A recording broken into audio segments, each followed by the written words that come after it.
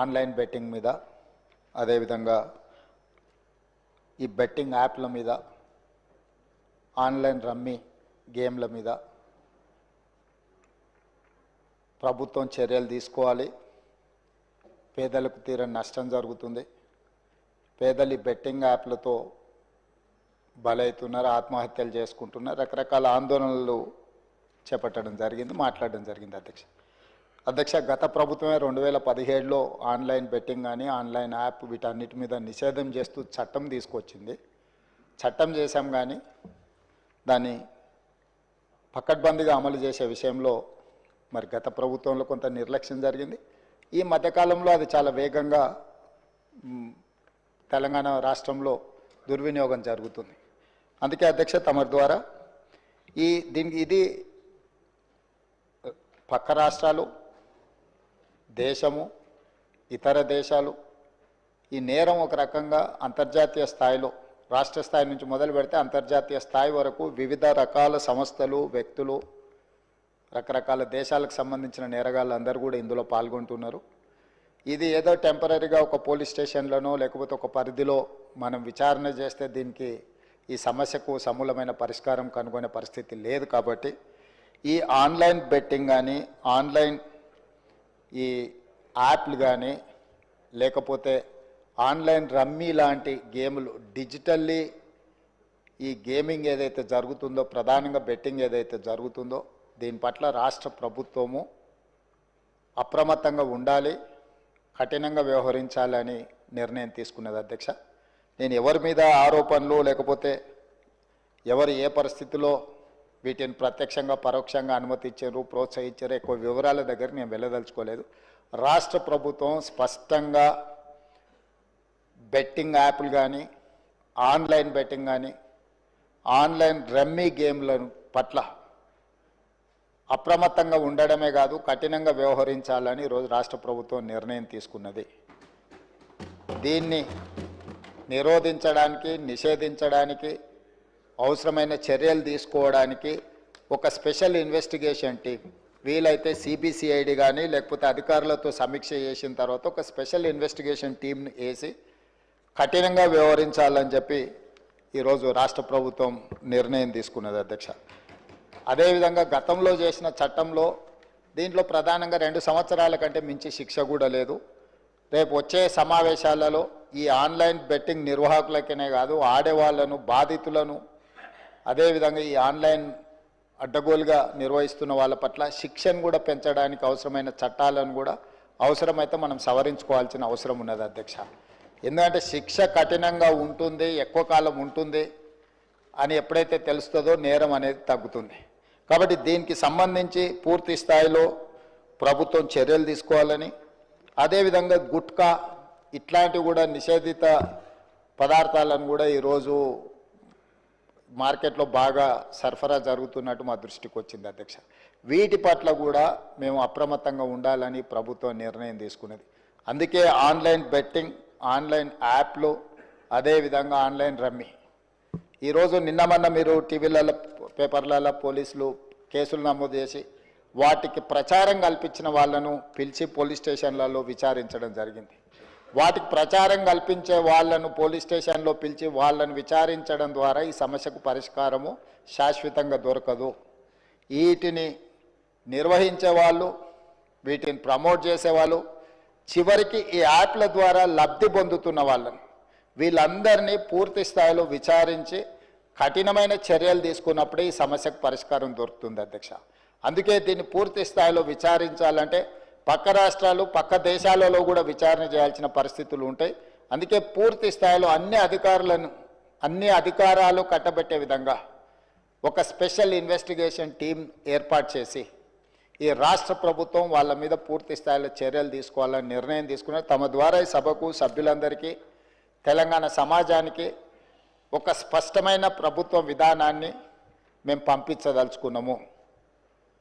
ఎవరైనా ఇందులో ప్రత్యక్షంగా, పరోక్షంగా ప్రోత్సహించిన, ప్రకటనలకు సహకరించిన, నిర్వహణలో భాగస్వాములైన ఎవరిని కూడా రాష్ట్ర ప్రభుత్వం వదిలిపెట్టదు. ఈ రాష్ట్రంలో ఖచ్చితంగా ఇలాంటి సైబర్ నేరాల పట్ల కఠినంగా మేము వ్యవహరించడం జరుగుతుంది. రాష్ట్ర ప్రభుత్వం అప్రమత్తంగా ఉంటుంది, ఇలాంటి నేరగాళ్ల పట్ల కఠినంగా వ్యవహరిస్తుంది. ఈ సభ ద్వారా సభ్యులందరికీ నేను ఈ ప్రకటన ద్వారా ఒకే మాట చెప్పదలుచుకున్నా, స్పెషల్ ఇన్వెస్టిగేషన్ టీంను ఏర్పాటు చేస్తున్నాము. తద్వారా అందరినీ కఠినంగా అణచివేయడమే కాకుండా చర్యలు తీసుకుంటామని తమ ద్వారా తెలియదలుచుకున్నా అధ్యక్ష.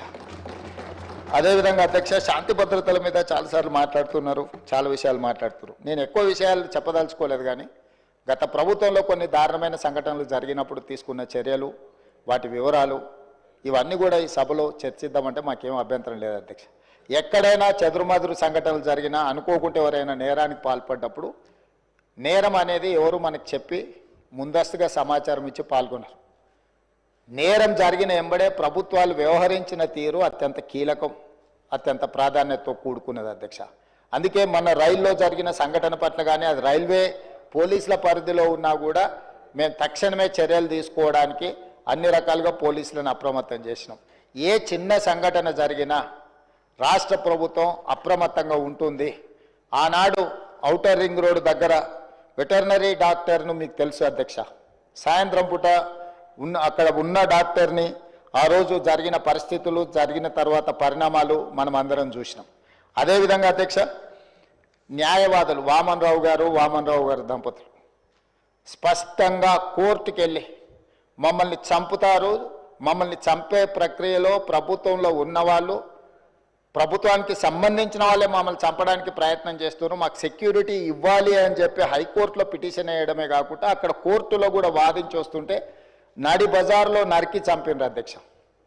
నడి బజార్లో న్యాయవాదులను, హైకోర్టు న్యాయవాదులను నాడు నరికి చంపితే ఈనాటికి ఆ చంపిన వాళ్ళ మీద రకరకాలుగా ఆ రోజు కేసులో ఉన్న వాళ్ళని తప్పించి ఈరోజు సుప్రీంకోర్టులో రాష్ట్ర ప్రభుత్వం సిబిఐ విచారణకు వాళ్ళు కేసు వేస్తే ఈరోజు సిబిఐ విచారణ కోసం రాష్ట్ర ప్రభుత్వం మాకేం అభ్యంతరం లేదు, విచారణకు ఆదేశాలు ఇవ్వండి అని చెప్పే పరిస్థితి. న్యాయవాదులను చంపితే కూడా ఆనాడు ప్రభుత్వము ఏమాత్రం కూడా స్పందించలేదు. అదే కాకుండా అధ్యక్ష, తమరికి తెలుసు సింగరేణి కాలనీ మహేశ్వరం నియోజకవర్గం వస్తుంది అనుకుంటా, మన సంతోష్ నగర్ అవతల చంపాపేట పక్కన 6 సంవత్సరాల బాలికను గంజాయి మత్తులో రేప్ చేసి మర్డర్ చేస్తే ఆనాటి ప్రభుత్వంలో ఎలాంటి చర్యలు తీసుకోలేదు అధ్యక్ష. అదేవిధంగా అధ్యక్ష, 2020 సంవత్సరంలో దేశంలోనే మహిళలపై జరిగిన అత్యాచారాలల్లో ఆనాటి రాష్ట్ర ప్రభుత్వం 4వ స్థానాన్ని సాధించింది అధ్యక్ష. తెలంగాణ రాష్ట్రం మహిళల మీద జరిగిన మొత్తం చిన్నారులపై వీళ్ళపై అగత్యాలు జరిగిన దాంట్లో ఎన్సీఆర్బీ ఇచ్చిన నివేదిక ప్రకారం రాష్ట్రం 4వ స్థానంలో ఉండే అధ్యక్ష. అదేవిధంగా అధ్యక్ష, ఇట్లాంటి ఒక్క దగ్గర కాదు, ఎన్నో సంఘటనలు. జూబ్లీ హిల్స్లో మైనర్ బాలికను పబ్లో నుంచి తీసుకెళ్ళి అక్కడికక్కడనే జూబ్లీ హిల్స్లో రేప్ చేస్తే ఆ రేప్ చేసిన దాంట్లో టీఆర్ఎస్ నాయకుడు కుమారుడే అందులో ప్రత్యక్షంగా పాల్గొంటే ఆ రోజు వాళ్ళను కాపాడడానికి ప్రయత్నం చేసిండ్రు అధ్యక్ష. అదేవిధంగా అధ్యక్ష, వక్ఫ్ బోర్డ్ చైర్మన్ కొడుకే ఆ రోజు కేసులో ఉండడానికి కేసు కట్టడం జరిగింది అధ్యక్ష. సరిగ్గా నేను ఎక్కువ దూరం వెళ్ళి ఆరోపణలు చేయదలుచుకోలేదు. ఆ రోజు ఉన్న ఒక మంత్రి గారి కుటుంబానికి సంబంధించిన వాళ్ళ మీద కూడా వచ్చిన ఆరోపణలు మీ అందరి దృష్టికి వచ్చినాయి అధ్యక్ష. అదేవిధంగా ఈరోజు ఇట్లాంటి సంఘటనలు జరిగినప్పుడు మన అందరం కూడా బాధితుల పట్ల సానుభూతితో నుండి నేరగాళ్ల పట్ల కఠినంగా వ్యవహరించడానికి సహకరించాలి. అట్లా కాకుండా ఇదేదో ప్రభుత్వమే ప్రత్యేకంగా ఈ చర్యలు చేసే వాళ్ళను కాపాడుతుంది అన్నట్టుగా ప్రధాన ప్రతిపక్ష పార్టీ ఈ రకంగా ఆరోపణలు చేయడం, తద్వారా ఒక ఆందోళనకరమైన పరిస్థితి కల్పించి తెలంగాణ రాష్ట్రంలోకి వచ్చే పెట్టుబడులను రానియకుండా, పెట్టుబడులు ఎప్పుడు వస్తాయి అధ్యక్ష? శాంతి భద్రతలు పెట్టుబడిదారులకు రక్షణ కల్పించినప్పుడే రాష్ట్రానికి పెట్టుబడులు వస్తాయి. ఈరోజు ఏ మంచి పని చేపడదామన్నా దానికి ఒక దురుద్దేశాన్ని ఆపాదించి ఆ దురుద్దేశం ద్వారా తెలంగాణ రాష్ట్రం మొత్తం కుప్పగూలిపోయింది. ఈ రాష్ట్రంలో శాంతి భద్రతలు లేవు, ఈ రాష్ట్రంలో మీరు పెట్టుబడులు పెట్టకండి, ఈ రాష్ట్రం దివాలా తీస్తేనే తప్ప మాకు సంతోషం కలగదు అన్నట్టుగా ఈరోజు మాట్లాడడం ఏమాత్రం సమంజసం కాదు అధ్యక్ష. ఈరోజు ఈ రాష్ట్రంలో శాంతి భద్రతలను ఆనాడు 2004 నుంచి 2014 వరకు ఏది ఎట్లున్నా హైదరాబాద్ నగరంలో ప్రధానంగా శాంతి భద్రతల విషయంలో ప్రభుత్వం ఏమాత్రం ఆనాడు రాజీ పడకుండా మేము చేసిన ప్రయత్నాలు తెలంగాణ రాష్ట్ర అభివృద్ధికి ఎందుకో అనుకూలించినాయి. లక్షలాది కోట్ల రూపాయల వేలాది కోట్ల రూపాయల పెట్టుబడులు వచ్చి లక్షలాది ఉద్యోగ ఉపాధి అవకాశాలు హైదరాబాద్ నగరంలో తెలంగాణ రాష్ట్రంలో ఎందుకు వచ్చినాయి అధ్యక్ష? ఆనాటి ప్రభుత్వాలు తీసుకున్న నిర్ణయాలు, నేరగాళ్ల పట్ల వ్యవహరించిన తీరు, కఠినంగా వాళ్ళని అణచివేయడంతో ఈ రాష్ట్రానికి పెట్టుబడులు వచ్చినాయి, సంస్థలన్నీ వచ్చినాయి అధ్యక్ష. ఈరోజు సైబరాబాద్ ప్రాంతం కానీ, హైటెక్ సిటీ ప్రాంతం కానీ, ఔటర్ రింగ్ రోడ్ ప్రాంతం కానీ, అంతర్జాతీయ ఎయిర్పోర్ట్ ప్రాంతం కానీ, గచ్చిబౌలి కానీ, ఇలా చెప్పుకుంటూ వెళ్తే రాయదుర్గం కానీ ఇవన్నీ ఎప్పుడు విస్తరించినాయి అధ్యక్ష? ఎప్పుడు అభివృద్ధి చెందినాయి? హైదరాబాద్ నగరంలో ఒకనాడు ఉమ్మడి రాష్ట్రంలో లేకపోతే అంతకంటే ముందు మత కల్లోలాలు ఉంటే కూడా అందరినీ కూడదీసుకొని అందరినీ కలుపుకొని వాటిని అణిచివేసిన తర్వాత ఈ రాష్ట్రం అంటే శాంతి భద్రతలకు ఒక వేదిక అని తయారు చేసిన తర్వాతనే మనకు పెట్టుబడులు వచ్చినాయి అధ్యక్ష. విస్తరణలో భాగంగా మెట్రో కానీ, రోడ్లు కానీ, ఫ్లైఓవర్లు కానీ, కృష్ణానది జలాలు కానీ, గోదావరి జలాలు కానీ, ఇట్లా ప్రతిదీ హైదరాబాదు నగరం యొక్క మౌలిక వసతులను పెంచడమే కాకుండా శాంతి భద్రతలను కాపాడడంతో మన రాష్ట్రానికి పెట్టుబడులు వచ్చినాయి అధ్యక్ష. ఈరోజు ఒక మంచి ఉద్దేశంతో చేపట్టిన చర్యలను కూడా మీ స్వార్థం కోసం ఈ ప్రభుత్వం విఫలం చెందింది అని చిత్రీకరించాలన్న ఆలోచనతోని ప్రభుత్వం మీద, కాంగ్రెస్ పార్టీ మీద చేసే దాడిలో భాగంగా తెలంగాణ అభివృద్ధి మీద కూడా మీరు యాసిడ్ దాడులు చేసే పరిస్థితులు వచ్చినాయి అధ్యక్ష. తెలంగాణ కుప్పగూలాలన్న ఒక ఆలోచనతోని కుట్రపూరితంగా అన్ని రకాల వేదికల మీద తప్పుడు ప్రచారం చేయడం వల్ల ఈరోజు తెలంగాణ ప్రతిష్టను మసకబార్చే ప్రయత్నం చేస్తున్నారు అధ్యక్ష. దయచేసి తమరి ద్వారా నేను చేస్తున్న విజ్ఞప్తి ఒకటే, ఇట్లాంటి కుట్రలు చేయకండి. ఈ కుట్రలు తెలంగాణ రాష్ట్రానికి ప్రయోజనం కాదు. రేపు భవిష్యత్తులో మీరు అధికారంలోకి రావాలన్న ఆలోచన చేస్తున్నామని మీరు పదే పదే చెప్తారు. చాలా దగ్గరలో వచ్చేసారి మేమే అధికారంలోకి వస్తామంటారు. మరి వచ్చేసారి మీరు అధికారంలోకి రావాలంటే రాష్ట్రం దివాలా తీసి రాష్ట్రం మొత్తం తగలబడిపోయి రాష్ట్రానికి పెట్టుబడులు రాకుండా వచ్చిన పెట్టుబడులు ఇతర రాష్ట్రాలకు తరలిపోయి ఇది జరిగితే ఈ రాష్ట్రానికి ఏమైనా ప్రయోజనం చేకూరుస్తుందా? ఎందుకు విజ్ఞతతోని 10 సంవత్సరాలు ప్రభుత్వం నడిపారు. గతంలో కూడా 20 ఏళ్ళలో 30 ఏళ్ళలో మేము ప్రభుత్వంలో పనిచేసినాం, తెలంగాణ కోసం ఉద్యమాలు చేసినామని ఎవరైతే నాయకులు చెప్పుకుంటున్నారో మీకు సోషల్ రెస్పాన్సిబిలిటీ లేదా? Only political responsibility, only power మాంగర్స్గా మీరు మారి అధికారం మాకు ఉండాలి, అధికారం పోతే ఒక క్షణం కూడా మేము భరించలేము, అధికారం లేకుంటే ఒక క్షణం కూడా మేము ఉండలేము అన్న విపరీతమైన పోకడలు ఏ రకంగా తెలంగాణ సమాజానికి మేలు చేస్తాయి అధ్యక్ష? ఈరోజు తెలంగాణ రాష్ట్రాన్ని ప్రపంచ చిత్రపటం మీద పెట్టాలి అని మేము చేస్తున్న ప్రయత్నాలను మేము నిరంతరం పెట్టుబడులను ఆకర్షించే ఉద్యోగ ఉపాధి అవకాశాలు పెంచాలని ఏదైతే ప్రయత్నం చేస్తున్నామో, శాంతి భద్రతలను కాపాడాలని మేము నిర్విరామంగా చేస్తున్న కృషి, మేము వచ్చిన తర్వాత అది గణేష్ నిమజ్జనం కావచ్చు, లేకపోతే మొహరం కావచ్చు, బక్రీద్ కావచ్చు, అన్ని మతాలకు సంబంధించిన పండుగలలో ఎక్కడైనా చిన్న చెదురుమదురు సంఘటన కూడా ఏదైనా జరిగిందా అధ్యక్ష? ఈ 15 నెలలలో ఎక్కడైనా శాంతి భద్రతల విషయంలో ఎక్కడైనా మేము రాజీపడ్డామా అధ్యక్ష? ఈరోజు ఈ రాష్ట్రాన్ని దేశానికే ఒక ఆదర్శ రాష్ట్రంగా తీర్చిదిద్ది అత్యధికంగా విదేశీ పెట్టుబడులను తీసుకొచ్చి ఈరోజు ఇన్ఫ్లేషన్ విషయంలో, ధరల నియంత్రణలో దేశంలో నెంబర్ 1 అధ్యక్ష. 1.3 ఇన్ఫ్లేషన్ ఉన్న రాష్ట్రము భారతదేశంలో ఏదైనా ఉందంటే తెలంగాణ. ధరలను నియంత్రించడంలో, ఉద్యోగ ఉపాధి అవకాశాలు కల్పించిన దాంట్లో, నిరుద్యోగ సమస్యను తగ్గించిన దాంట్లో, స్టేట్ ఓన్డ్ ట్యాక్స్ కలెక్షన్లో, ప్రతి దాంట్లో దేశంలో నెంబర్ 1 తెలంగాణ రాష్ట్రం నిలబడ్డది అధ్యక్ష. దేశంలోనే ఇతర రాష్ట్రాలలో రాష్ట్ర సొంత పన్నుల వసూళ్లలో తెలంగాణ రాష్ట్రం 88% పన్నులను వసూలు చేసి దేశంలోనే నెంబర్ 1 రాష్ట్రంగా తెలంగాణ రాష్ట్రం నిలబడ్డది. మహారాష్ట్ర నెంబర్ 2, మిగతా రాష్ట్రాలు అట్లుంటే ప్రధానమంత్రిగా ప్రాతినిధ్యం వహించే గుజరాత్ 6-7 స్థానానికి పోయింది అధ్యక్ష. ఇవన్నీ కూడా మా సహచర మంత్రులు, అధికారులు అందరు కష్టపడి చేస్తున్న ప్రయత్నాన్ని మీరు అభినందించండి. అప్పుడే అంత ఆత్రము, అంత తాపత్రయము, అంత అసహనం ఎందుకని నేను అడుగుతున్నా. కడుపు నిండా విషం పెట్టుకొని ఎందుకు ఈ మాటలు? మీరు నిజంగా మీ అనుభవాన్ని రంగరించి సూచనలు చేయండి. ఒకప్పుడు ప్రధాన ప్రతిపక్ష నాయకుడిగా అక్కడనే జానారెడ్డి గారు కూర్చొని మీరు తీసుకుంటున్న నిర్ణయాలకు వారు ఏ రకంగా ప్రభుత్వానికి సలహాలు సూచనలు ఇచ్చిండ్రు? జానారెడ్డి గారిని ఆదర్శంగా తీసుకోండి. మీరు ఆనాడు మా పార్టీ ప్రయోజనాల కంటే కూడా రాష్ట్ర ప్రయోజనాలు ముఖ్యమని చెప్పి పెద్దలు జానారెడ్డి గారు ప్రతిపక్ష నాయకుడు, మొట్టమొదటి ప్రతిపక్ష నాయకుడుగా ఒక సాంప్రదాయాలను వారు ఏర్పాటు చేసింది. ఆ సాంప్రదాయాలను ప్రతిపక్ష నాయకుడిగా బట్టి విక్రమార్క గారు కొనసాగించారు. మీరు కక్ష గట్టి ప్రతిపక్ష హోదా తీసినా, మీరు మైకు ఇచ్చినా ఇవ్వకపోయినా, మీరు ఇచ్చిన కొద్ది సమయంలో కూడా వారు ప్రతిపక్ష నాయకుడిగా మీకు ఎన్నో రకాలుగా సూచనలు ఇచ్చే ప్రయత్నం చేసిండ్రు. ప్రభుత్వం తీసుకుంటున్న నిర్ణయాలలో ఉన్న లోపాలను ఎత్తి చూపడమే కాకుండా మీకు సహేతుకమైన సలహాలు సూచనలు ఇచ్చే ప్రయత్నం ఆనాడు ప్రతిపక్ష నాయకులుగా బట్టి విక్రమార్క గారు, జానారెడ్డి గారు చేశారు. ఈరోజు కూడా మీ నుంచి మేము ఆశిస్తున్నాం. మీరు ఎంత చేసినా, ఎగిరెగిరి దంచినా ఎగరకుంట దంచినా మీకు వచ్చే కూలి అంతనే. ఎన్నికలు అనేటి 2029లో వస్తాయి అధ్యక్ష. వాళ్ళ తాపత్రయపడ్డంత మాత్రాన, వాళ్ళు ఆవేదన చెందినంత మాత్రాన, వాళ్ళు హడావిడి పట్టినంత మాత్రాన ఒక సంవత్సరం రావు అధ్యక్ష ఎలక్షన్లు. అప్పుడే ఒక ఆయన అంటాడు వచ్చేసినాయి బై ఎలక్షన్స్ వచ్చేసినాయి, వచ్చే నెలలే అని టికెట్లు వంచుతాడు ఒక ఆయన.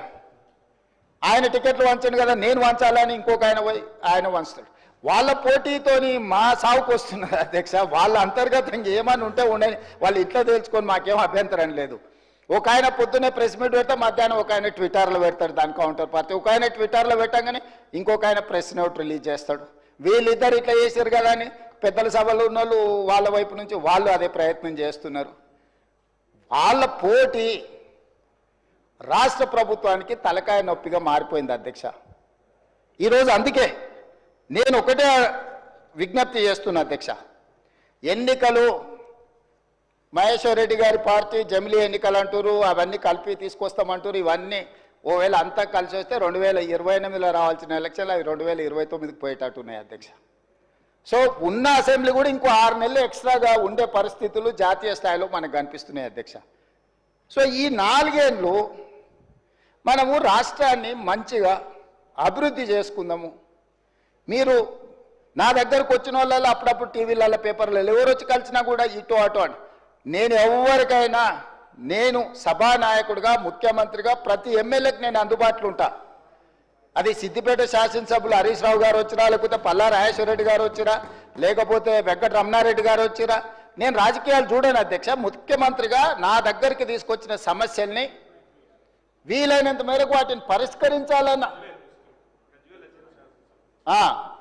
మా బట్టి గారు సూచన చేశారు. గజ్వేల్ శాసనసభ్యులు వచ్చినా కూడా, ప్రతిపక్ష నాయకుడు వచ్చినా కూడా ఆ నియోజకవర్గానికి సంబంధించిన సమస్యలు కూడా పరిష్కరించాలంటారు. శాసనసభ నియోజకవర్గాలకు ప్రాతినిధ్యం వహించే ఎమ్మెల్యేలను నేను ఖచ్చితంగా ప్రజలు ఎన్నుకున్న ప్రతినిధులుగా వాళ్ళని గౌరవించే బాధ్యత నాది అధ్యక్ష. Just they can come as walking, just ఇట్లా నడుచుకుంటూ వచ్చి ముఖ్యమంత్రికి ఏదైనా రిప్రజెంటేషన్ ఇవ్వచ్చు. దానికి అనవసరమైన రాజకీయాలు ఆపాదించాల్సిన అవసరం లేదు అధ్యక్ష. మీరు డెఫినెట్గా ఇస్తాము. ఇచ్చినప్పుడు ఇన్ఛార్జ్ మినిస్టర్ ఉంటాడు, మీకు ఇన్ఛార్జ్ మినిస్టర్లు నిర్ణయాలు చేస్తారు. ఈరోజు ఇందిరమ్మ ఇళ్ళలో ఇందిరమ్మ కమిటీలు ఉన్నాయి, అన్నీ ఉన్నాయి. డెఫినెట్గా ఇస్తాము. మీరు ఇచ్చిన కాగితాలు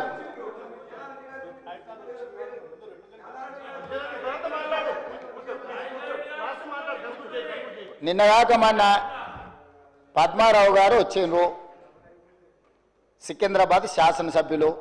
ఆయన నియోజకవర్గానికి సంబంధించిన కాలేజీలు ఇతర నిర్మాణాలకు సంబంధించిన నిధుల గురించి వచ్చిండ్రు. అక్కడికక్కడనే నేను ఆదేశాలు ఇచ్చి ఎంబడే ఆ పనులను మొదలుపెట్టాను అని చెప్పిన. కృష్ణమోహన్ రెడ్డి గారు వచ్చిండ్రు. గద్వాల ప్రాంతం గట్టు మండలము అత్యంత వెనుకబడ్డ మండలము, డార్క్ మండలం. గద్వాల ఏరియాల one of the backward area. వారు వచ్చిండ్రు, ప్రాజెక్టులు కట్టాలన్నారు. ఇచ్చిన యాదయ్య గారు వచ్చారు చేవెళ్ళ నుంచి, వారికి చేసిన మిత్రుడు ప్రభాకర్ రెడ్డి గారు కుటుంబంలో శుభకార్యం ఉంది రావాలని వెడ్డింగ్ కార్డు ఇచ్చిండు. నేను ఎవరినైనా వెళ్ళాను, కలిశాను, ఆశీర్వదించి వచ్చిన. మంచిని మంచి అంటాము, చెడును చెడు అంటాము. మా మైండ్లలో చెడు లేదు. మీరు మైండ్ లేదని ఉన్నా దాన్ని తగ్గించుకోండి. 10 సంవత్సరాల అనుభవం తర్వాత ప్రజలు ఇచ్చిన తీర్పు మనకు కొంత కనువిప్పు కలిగించాలి. అది కాకుండా మనం ఎంతసేపు ఉన్నా ఎదురుగున్నోళ్ళని బద్నాం చేయడం ద్వారా మనం మంచోళ్ళం అవుదామని అనుకుంటే కుదరదు అధ్యక్ష. ప్రజలు విఘ్నులు. మమ్మల్ని బద్నాం చేసినంత మాత్రాన మీరు మంచోళ్ళు కాలేరు. మీరు మంచిగుంటే మంచోళ్ళు అవుతారు. మా మీద బురద చల్లి మాకంటే వాళ్ళ దగ్గర ఎక్కువ బురదుంది చూడండి అని, మీ మీద ఉన్న బురద కంటే మా మీద ఎక్కువ చల్దామని, లేకపోతే మా డిప్యూటీ సీఎం గారినో ఇంకొకరినో బద్నాం చేయడం ద్వారా మీరు మంచోళ్ళు అవుదామని మీరు ముసుగు దొరుకుని మీరు ప్రవర్తించడం వల్ల మీకు ఏమీ ప్రయోజనం ఉండదు. అందుకే ఈరోజు రాష్ట్ర ప్రభుత్వం రాకేష్ రెడ్డి లేనట్టున్నాడు. ఆయన young India integrated residential school గురించి నాకు ఇవ్వాలి, నేను ప్రతిపక్ష ఎమ్మెల్యేను కదా అంటే 100% ఇస్తా అని చెప్పిన, పెట్టినం లిస్టులో నాకు తెలిసి. సో అధ్యక్ష, మేము వివక్ష చూపించము, వివక్ష మా విధానం కాదు. వివక్షతోని రాష్ట్రాన్ని నడపలేము. వివక్ష వల్ల రాష్ట్రం అభివృద్ధి చెందదు. వీలైనంత మేరకు రాష్ట్ర అభివృద్ధి కోసం అందరు సహకారం తీసుకొని ఈ ప్రభుత్వం ముందుకు వెళ్ళాలనుకుంటుంది. అందుకే డాంబికాలకు గొప్పలకు పోలే. బడ్జెట్ 2 సార్లు మా బట్టి విక్రమార్క గారు ప్రవేశపెట్టినప్పుడు ఉత్తుత్త బడ్జెట్లు ఊదరగొట్టే బడ్జెట్ పెట్టి ఇప్పటికి 4 లక్షలు దాటి ఉండేది అధ్యక్ష. ఉత్తుత్త బడ్జెట్లు ఊదరగొట్టే బడ్జెట్లు పెట్టదలుచుకోలేదు. చేసేదే చెప్తాం, చెప్పిందే చేస్తామనే విధానంతో బడ్జెట్ నియంత్రించడం ద్వారా రాబోయే 2 బడ్జెట్లలో యాక్యురేట్ 100%. ఈరోజు నేను బట్టి విక్రమార్క గారి తరఫున వారు ప్రవేశపెట్టిన బడ్జెట్ నాకు అంచనా వేసిన తర్వాత నాకున్న సుదీర్ఘకాలం ప్రతిపక్షంలో పనిచేసిన అనుభవము, 15 నెలలు ముఖ్యమంత్రిగా చేసిన అనుభవంలో 95% వారు ఈరోజు ప్రవేశపెట్టిన బడ్జెట్ నిజం కాబోతుంది. Minimum 95%. whereas 2014 to 2023 go through all 10 budgets. మొదటి సంవత్సరం 40% వ్యత్యాసం ఉంది. ఏ రోజు కూడా 25% కంటే తక్కువ వ్యత్యాసం లేని బడ్జెట్ని గత ప్రభుత్వాలు పెట్టలేదు అధ్యక్ష. కాగితాలకే పరిమితమైన కేటాయింపులు, కాగితాల మీదనే కేటాయింపులతోని శాఖలు నిర్వహించాలని, వెల్ఫేర్ నిర్వహించాలని, ఇట్లా రకరకాల అబద్ధాలతోని ప్రైవేట్ కంపెనీలు బ్యాంకులలో లోన్ తెచ్చుకోవడానికి ఎన్ని రకాలుగా బ్యాలెన్స్ షీట్లను ఫ్రాడ్ చేస్తారో రాష్ట్ర ప్రభుత్వం అన్ని రకాలుగా బడ్జెట్ను ఫ్రాడులెంట్ బడ్జెట్స్ ప్రవేశపెడితే CAG time and again they have given findings. ఇంత ఫ్రాడులెంట్ ఇవే మేము చూడలేదని క్యాగ్ నివేదికలు ఇచ్చినాక కూడా వాళ్ళ ఆలోచన మారతలేదు. వాళ్ళ ఆ ఆలోచన మారకపోతే మారిపోయింది. ప్రజలు వాళ్ళని మార్చిండ్రు, మాకు ఒక అవకాశం ఇచ్చిండ్రు. మాకు అవకాశం ఇచ్చినప్పుడు కనీసం కొంత పని చేయడానికి సహకరించి కొంతకాలం చూసిన తర్వాత వాస్తవాల ప్రాతిపదికన ఏదైనా మాట్లాడితే బాగుంటుంది అధ్యక్ష. అంతే తప్ప ఈరోజు ఏడ భూసేకరణ చేయడానికి పోయినా అంతెందుకు అధ్యక్ష, నిన్నమన్నా నేను చూస్తున్నా గచ్చిబౌలిలో భూమి మీరేం చేయొద్దని.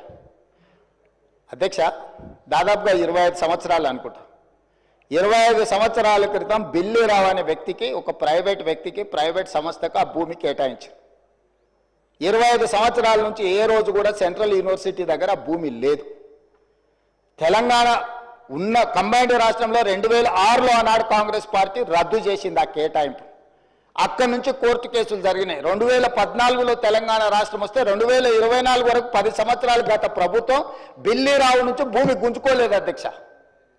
నేను వచ్చిన వెంబడే సుప్రీంకోర్టు వరకు వెళ్ళి కొట్లాడి ఒక ప్రైవేట్కు ఐఎంజీ భారత్ అని ఒక ఫేక్ కంపెనీకి కేటాయించిందని ఆరోపణలు ఎదుర్కొంటున్న భూమిని సుప్రీంకోర్టులో కూడా కేసు గెలిచి ఆ భూమిని వెనక్కి తీసుకొని ఆ భూమిని ఈరోజు మనం అభివృద్ధిలో భాగంగా టీజీఐఐసి కేటాయించి అక్కడ ఐటీ కంపెనీలు ఇతర పరిశ్రమలు రావడానికి అవసరమైన లేఅవుట్ చేయండి అని చెప్పి ఈరోజు ఒక అభివృద్ధి కోసము ఒక కాంక్రీట్ ప్రపోజల్తో ముందుకు వస్తే ఈరోజు అక్కడ ఏదో రిజర్వ్ ఫారెస్ట్ ఉన్నట్టు, రిజర్వ్ ఫారెస్ట్లో అత్యంత ఏమంటారు జీవరాశులు ఉన్నట్టు, జింకలు, పులులు, సింహాలన్నీ ఆనే ఉన్నాయన్నట్టు.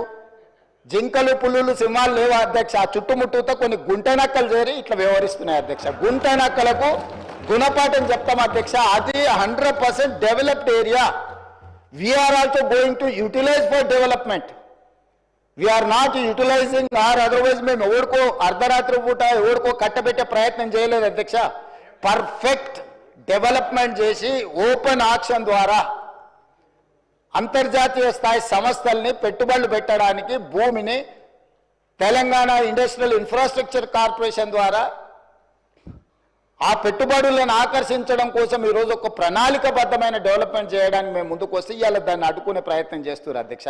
నేను ఒకటే మాట అడుగుతున్నా అధ్యక్ష, 10 సంవత్సరాల మీద అధికారంలో ఉన్నప్పుడు ఐఎంజీ భారత బిల్లీరావు అనే ఆయన దగ్గర భూమి ఉన్నప్పుడు మీకు బాధ లేదు, దుఃఖం లేదు, ఆ భూమిని వెనక్కి తీసుకురావాలని ఆలోచన లేదు.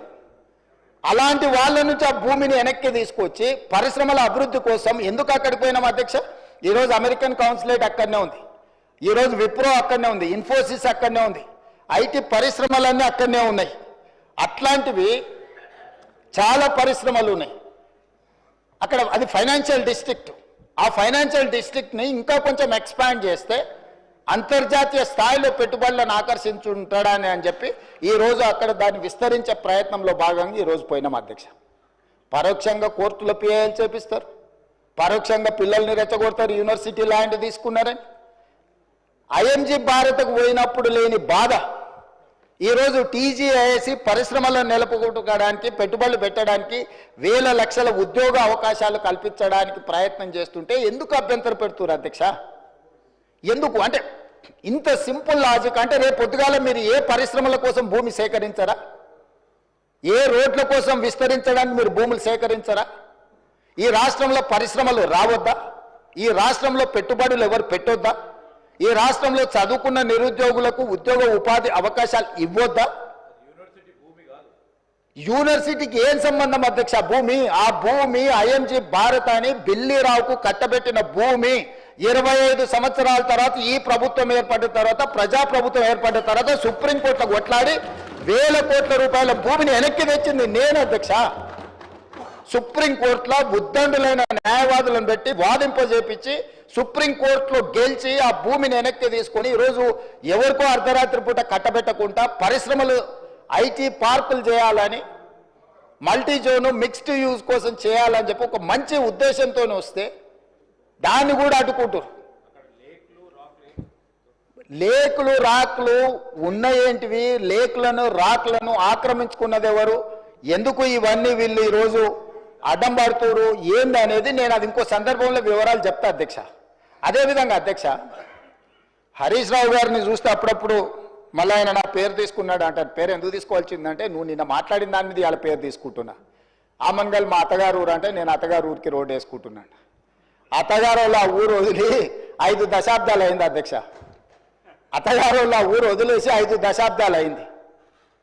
ఫ్యూచర్ సిటీని వాళ్ళు పరిశ్రమల కాలుష్యంతో మొత్తం రంగారెడ్డి జిల్లాను సర్వనాశనం చేయాలని కుట్రపూరితంగా అత్యంత కలుషితమైన ఫార్మా కంపెనీలను అక్కడ పెడుతుంటే కలుషితమైన ఫార్మా కంపెనీలు అన్నిటిని ఒక దగ్గర కూడబెడితే అంతర్జాతీయ ఎయిర్పోర్ట్ కూడా కుప్పకూలుతుందని చెప్పి దాన్ని జాగ్రత్తగా జీనోమ్ వ్యాలీ ఏ విధంగా డిజైన్ చేసినామో అట్లా చేయడమే కాకుండా ఏమాత్రం కలుషితం లేని పరిశ్రమలకు భూములు కేటాయించాలి, దానికి అంతర్జాతీయ ప్రమాణాలు ఉండాలి, నెట్ జీరో సిటీ చేయాలి, ఏఐ హబ్ చేయాలా, స్పోర్ట్స్ హబ్ చేయాలా, ఎడ్యుకేషనల్ హబ్ చేయాలా, ఇట్లాంటివన్నీ మేము పెడితే వాటిని అడ్డుకోనికి ఆ రోడ్ అక్కడికి తీసుకెళ్ళి అధ్యక్ష రోడ్ ఆమంగల్ కోసం వేయలేదు అధ్యక్ష, రోడ్ అత్తగారు ఊరికి వేయలేదు అధ్యక్ష.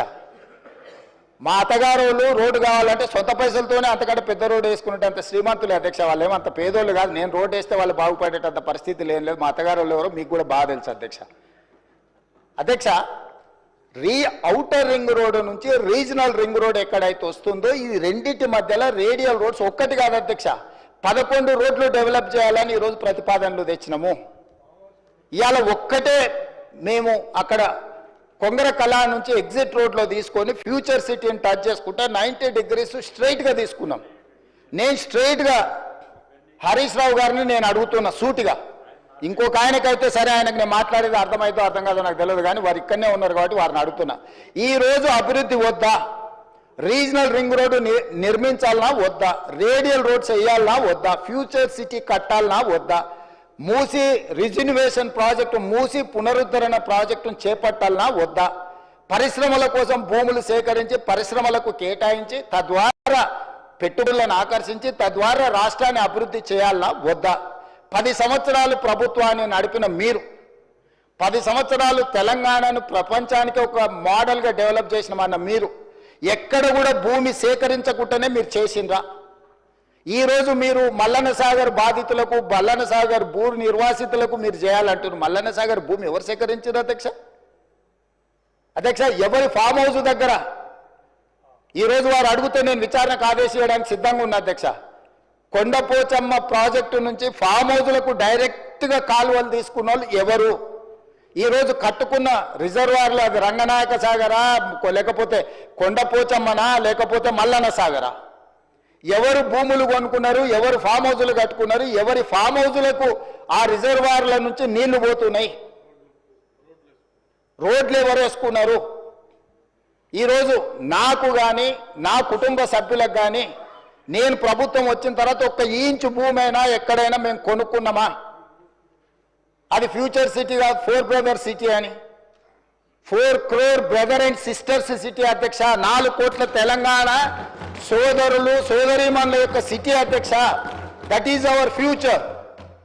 ఆనాడు చంద్రబాబు నాయుడు గారు మొదలుపెట్టిన సైబరాబాద్ డెవలప్మెంట్ అథారిటీని రాజశేఖర రెడ్డి గారు కొనసాగించి, రాజశేఖర రెడ్డి గారు రాజకీయ కక్షాపూరితమైన ఆలోచనలు చెయ్యొద్దు, అభివృద్ధిలో ఎవరు మొదలుపెట్టినా దాన్ని కొనసాగించాలని రాజశేఖర రెడ్డి గారు నిర్ణయం తీసుకొని చంద్రబాబు నాయుడు గారు 200 ఫీట్లతో మొదలుపెట్టిన ఔటర్ రింగ్ రోడ్డును 500 ఫీట్లకు పెంచడమే కాదు, ఆనాడు పెద్దలు దేవేందర్ గౌడ్ గారు శంషాబాద్లో మొదలుపెట్టిన అంతర్జాతీయ ఎయిర్పోర్టు ప్రతిపాదనను రాజశేఖర రెడ్డి గారు కొనసాగించుండు. రాజశేఖర రెడ్డి గారు ఆనాడు ఐటీ కానీ ఫార్మా కానీ నేదురుమల్లి జనార్దన్ రెడ్డి గారు మొదలుపెట్టిన hitech city foundation, Rajiv Gandhi గారిని ఆదర్శంగా తీసుకొని మొదలుపెట్టిన హైటెక్ సిటీని చంద్రబాబు నాయుడు గారు కొనసాగించారు.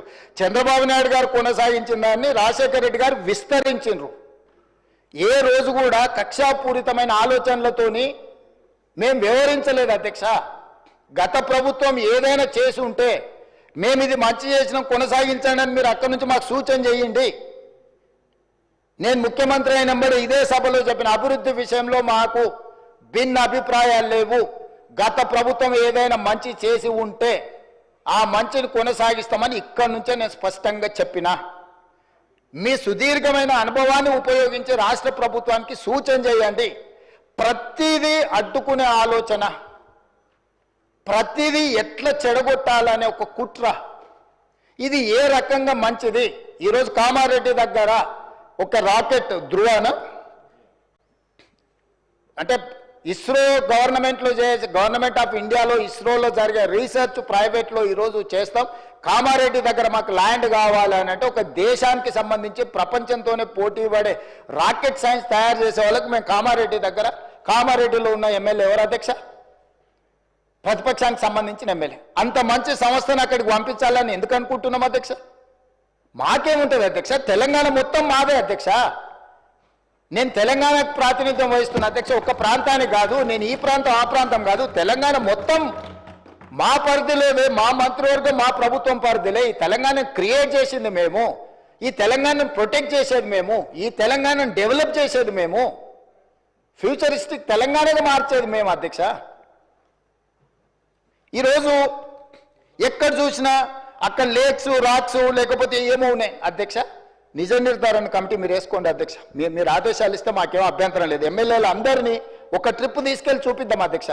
అక్కడ జరుగుతున్న అభివృద్ధి ఏంది, మేము చేస్తున్నది ఏంది, లేకపోతే పవర్ పాయింట్ ప్రజెంటేషన్ తమరు అనుమతిస్తే సభలు కానీ లేకపోతే కమిటీ హాల్లో చూపిస్తాం అధ్యక్ష.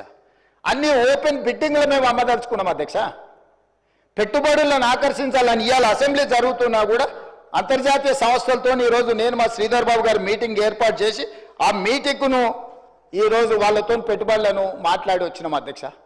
ప్రపంచంలోనే పెద్ద పెద్ద పరిశ్రమలు తెలంగాణ వైపు హైదరాబాద్ వైపు చూస్తుంటే మీరు చేయలేని పనులను కూడా ఈరోజు ఎలివేటెడ్ కారిడార్ కంటోన్మెంట్లో మీరు 10 ఏళ్ళు తిప్పలవడం అన్నారు, రాలేదు.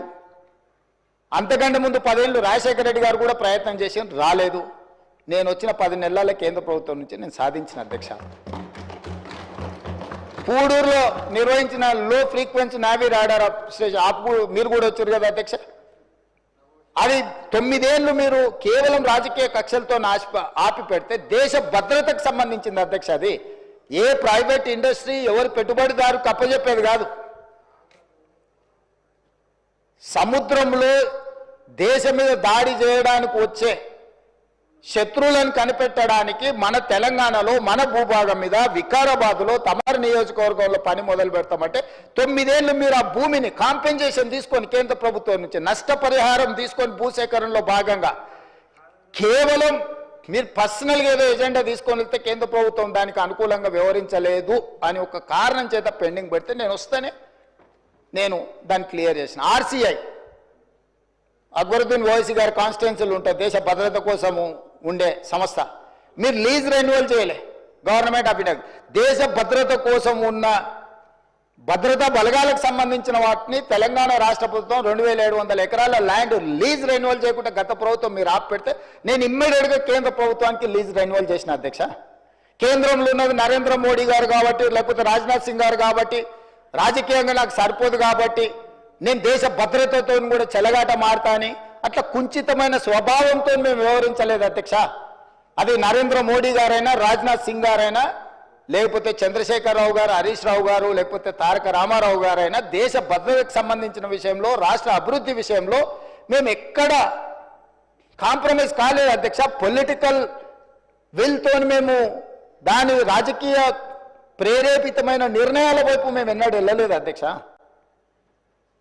కాబట్టి దయచేసి సభ ద్వారా నా రిక్వెస్ట్ ఒక్కటే, మీరు సూచనలు చేయండి, రాష్ట్రానికి ప్రయోజనం చేకూరే అంశాలను ప్రస్తావించండి. ఇప్పుడు మీరు నెంబర్ ప్రకారం మైక్ ఇస్తలేరు, అక్బరుద్దీన్ ఓవైసీ గారికి ఎక్కువ మైక్ ఇస్తున్నారని. Sir, we're welcoming it, whatever you have given suggestions. మీరు సలహాలు సూచనలు ఇస్తే మైక్ ఇవ్వడానికి మాకు ప్రాబ్లం లేదు. మీరు మీ కుట్రలకు, మీ కుతంత్రాలకు మీరు తెలంగాణ మీద విషం చిమ్మడానికి ఈ మైకును వాడుకుంటామంటే మీరు చాలా విఘ్నతతోని ఇక్కడ ఉన్న వాళ్ళకి మైక్ ఇవ్వకుండా వాళ్ళకి ఇచ్చినాక కూడా మేము ఎవరము అభ్యంతరం పెట్టకుండా స్పీకర్ గారి నిర్ణయమే మాకు శిరోధార్యం అని చెప్పి మేము ఏ విషయంలో కూడా మేము అభ్యంతరం పెట్టకుండా సహకరించినాం అధ్యక్ష. అందుకోసమని ఈరోజు అధ్యక్ష నా సూచన ఒక్కటే అధ్యక్ష, బెట్టింగ్ యాప్ల విషయంలో కానీ, ఆన్లైన్ బెట్టింగ్ విషయంలో కానీ, లేకపోతే ఆన్లైన్ రమ్మీ విషయంలో కానీ వ్యసనాలకు తెలంగాణలో తావు లేదు. గంజాయికి, డ్రగ్స్కి, కొకైన్కి, కెసినో వాళ్ళకి, కోళ్ళ పందాలకి తెలంగాణలో తావు లేదు. అట్లాంటి వాళ్ళని మీరు ప్రోత్సహించకండి, మీరు ఎంత దగ్గర వాళ్ళైనా. మళ్ళీ నేనే దాని వివరాలు మాట్లాడితే అట్లెట్లా మీరు, ఇట్లెట్లా మీరు, కేసు అట్లెట్లా పెడతారు. మన వాళ్ళు ఉన్నప్పుడు తప్పని పరిస్థితులు వస్తాయి. మీకు బాధ ఉండొచ్చు, మీకు బాధ ఉన్నప్పుడు వాళ్ళని అట్లాంటి తప్పులు చేయకుండా ఆపాలి. గతంలో మనది అధికారం ఉన్నప్పుడు చెల్లింది కానీ ఇప్పుడు చెల్లదురా నాయన. ఇప్పుడు ఇట్లా చేస్తే ఊపోది ప్రభుత్వం అని మీరు మంచి చెప్పుకోవాలి, తలుపు మూసి లోపలింట్లో కొంత చెప్పుకోవాలా. సో దయచేసి మళ్ళొకసారి నేను ప్రతిపక్షానికి విజ్ఞప్తి చేస్తున్నా, అభివృద్ధి భూసేకరణ విషయంలో మీరు అభ్యంతరం పెట్టకండి. నష్టపరిహారం ఇద్దామా, ఏమిద్దామో చెప్పండి, ఓపెన్ డిబేట్ ఫర్ దట్.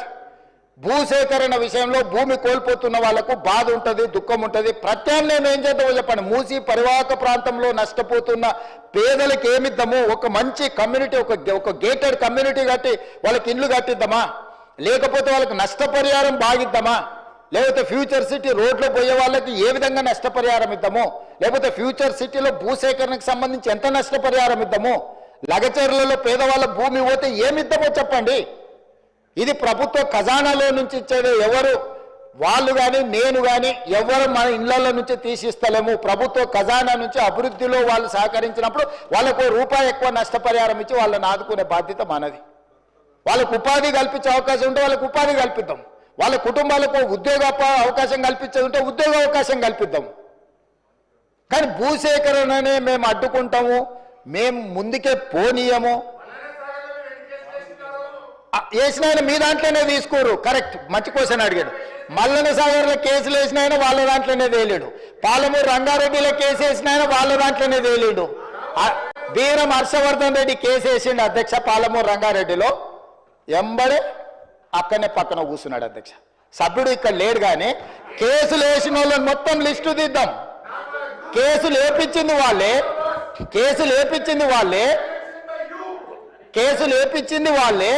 చేర్చుకునేది వాళ్ళే.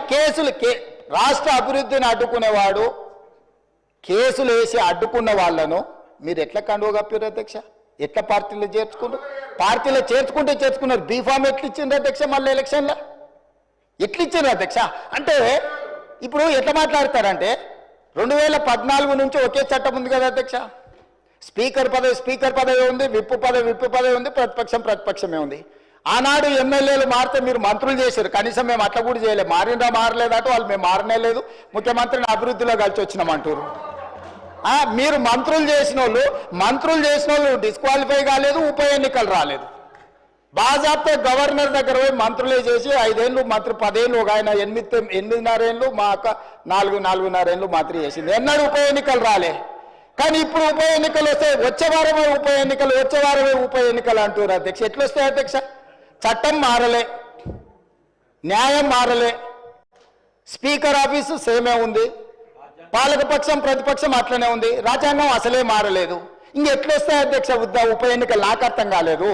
ఏ రాజ్యాంగం ప్రకారం వస్తాయి అధ్యక్ష? డాక్టర్ బాబాసాహెబ్ అంబేద్కర్ గారు రచించిన రాజ్యాంగం ప్రకారము గత అనుభవాల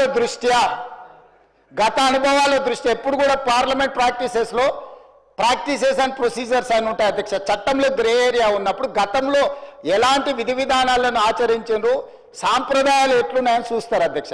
2014 నుంచి 2019, 2019 నుంచి 2023 వరకు ఏ సాంప్రదాయాలను సభ ఆచరించిందో అచ్చం గదే సాంప్రదాయాలను మనం ఆచరిస్తాం అధ్యక్ష. అంతే కదా అధ్యక్ష? తమరైనా నేనైనా సేమ్ సాంప్రదాయాలనే ఆచరిస్తాం కదా అధ్యక్ష. సో అందుకోసమని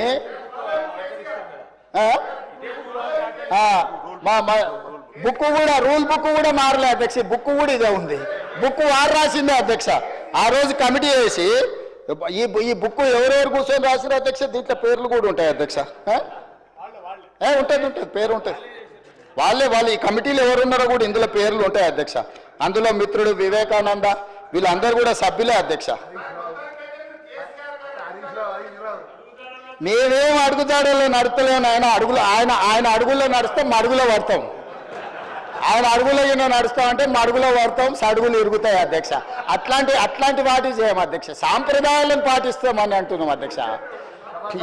ఈ సభ కొన్ని సాంప్రదాయాల ప్రాతిపదికన సభ నడుస్తుంది అధ్యక్ష.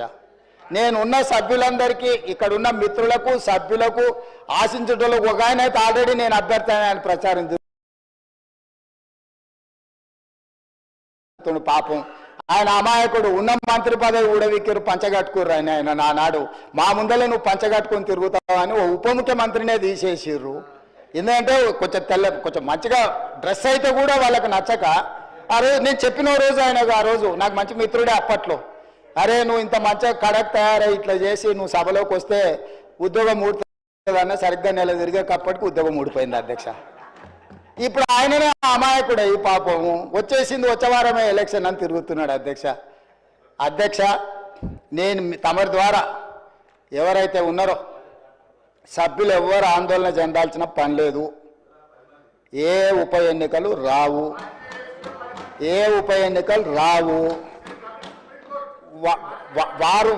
వారి ఉప ఎన్నికలు వారు కోరుకున్నా రావు. ఎందుకంటే ఒకవేళ వారు ఇటొచ్చినా అటొచ్చినా ఎటొచ్చినా ఏ ఉప ఎన్నికలు రావు. అక్కడ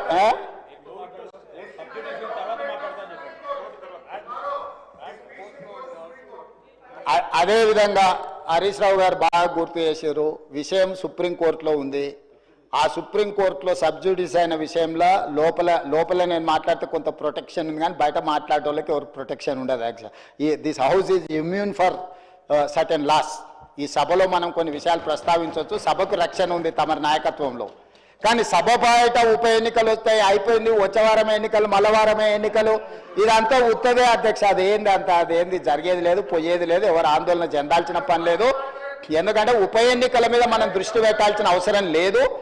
అభివృద్ధి మీద నేను ఎందుకు ఇవన్నీ విషయాలు చెప్తున్నా అధ్యక్ష తమ ద్వారా అంటే, మా దృష్టి ఎన్నికలు ఉప ఎన్నికల మీద లేదు. మా దృష్టి రాష్ట్ర అభివృద్ధి మీద, రాష్ట్ర సంక్షేమం మీద, రాష్ట్రానికి పెట్టుబడులు తీసుకురావాలని, తద్వారా ఉద్యోగ ఉపాధి అవకాశాలు కల్పించాలని, శాంతి భద్రతలను కాపాడాలని, ఈ రాష్ట్రంలో ఎవరైనా తప్పులు చేస్తే వాళ్ళ పట్ల కఠినంగా వ్యవహరిస్తామని చెప్పడానికే ఈ అన్ని విషయాలు నేను ఇక్కడ ప్రస్తావించిన అంతకుమించి వేరే విషయం లేదు. అందుకే ప్రతిపక్ష పార్టీకి నేను సూచన చేస్తున్నా, మీ పట్ల మాకేం ద్వేషం లేదు, మాకెందుకు ఉంటుంది, ప్రజలు మిమ్మల్ని శిక్షించిండ్రు. ఇప్పుడు మీరు ఒక బాధ్యతతో కూడుకున్న సలహాలు సూచనలు ఇవ్వండి, తప్పకుండా వాటిని అమలు చేస్తాము. ఉప ముఖ్యమంత్రి గారు ప్రవేశపెట్టిన బడ్జెట్లో చాలా సహేతుకత ఉన్నది. మిగతా విషయాలు, చట్టాలు, సాంప్రదాయాలు మా శ్రీధర్ బాబు గారు అనుభవజ్ఞులు, ఎప్పటికప్పుడు బుక్ చూపిస్తూనే ఉన్నాడు, విషయాలు చెప్తూనే ఉన్నాడు.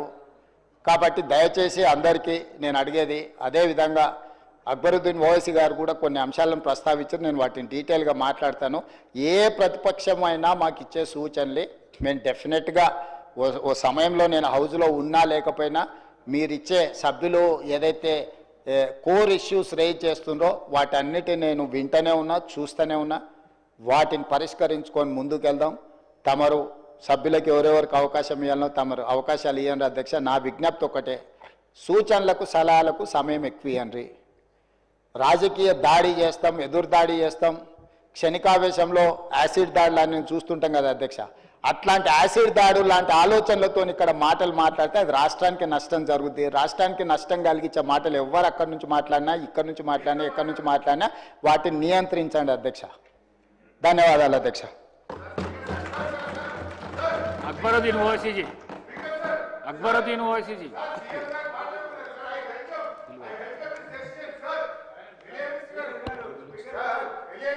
Honorable Speaker, sir.